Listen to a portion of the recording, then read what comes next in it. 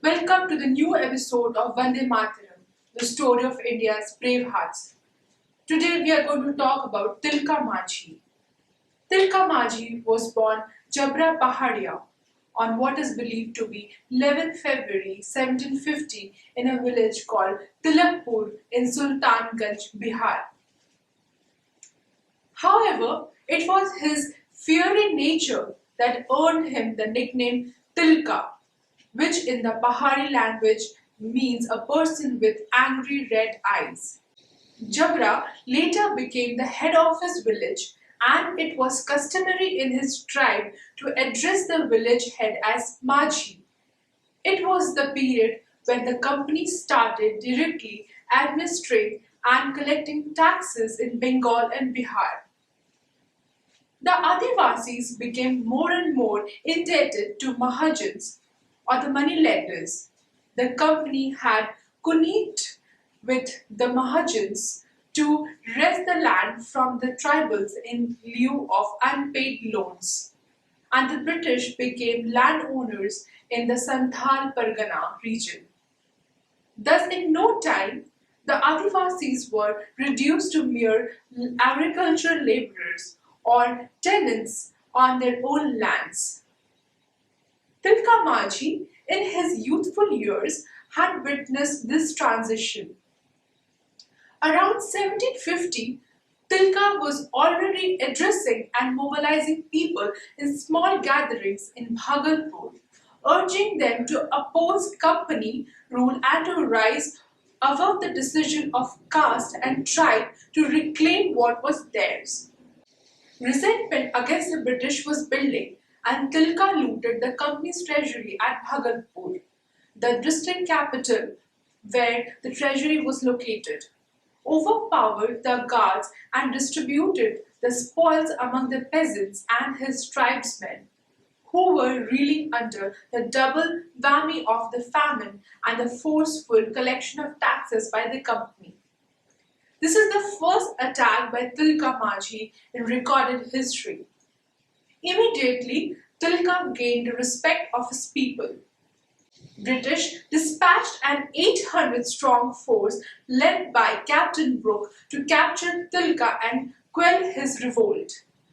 The force unleashed atrocities on the Santals but failed to capture Tilka. In 1778, the Adivasis united under of a 20-year-old Tilka Majhi, and they attacked the regiment of the company stationed in the Ramgarh cantonment. The tribal force was so fired up that the traditional weapons outdid the rifles of the company's soldiers. As a result, the British fled the cantonment.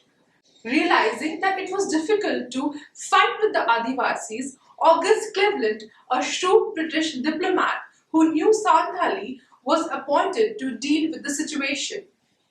Many Adivasis were given tax exemption and were offered jobs.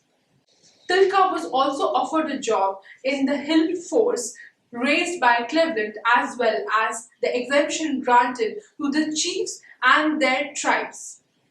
However, Tilka understood the real intention of the British, so he resisted these enticements.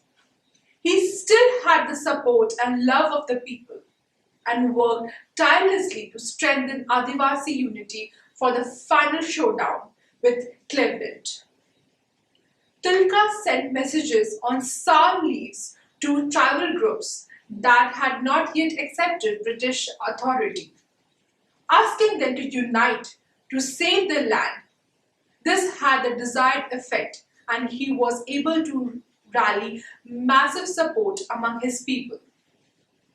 Tilka took a daring decision to attack Bhagalpur and catch the enemy napping, and the Adivasi charged on Bhagalpur in 1784, took the British completely by surprise. Heavy firing ensued between the tribals and the British. In the midst of the chaos, Tilka fired a shot from his bow. His poisoned arrow found its mark and Cleveland fell from his horse, fatally wounded. He died a few days later.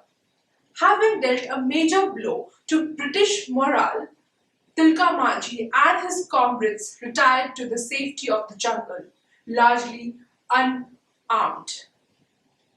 Tilka fled into the forest of his hometown, Sultanganj, and continued to wage guerrilla warfare from the safety of the forest against the British. However, the British effectively blocked all supply routes to Tilka and his men. Eventually, Tilka had no option but to engage with the British. It is believed that it was 12th January 1785 when Tilka's forces clashed with the British for the very last time. Hungry and tired, they were quickly overpowered, and Tilka was finally captured. What followed next was horrific. Tilka was tied to horses and dragged miles all the way to Bhagalpur. It is said that he was still alive when he was untied from the horses on reaching Bhagalpur. As people watched Jabra Pahari short yet well-lived life was brought to an end on 13th January 1785 by hanging. He was only 35 then when he died. Thank you. Namaskar.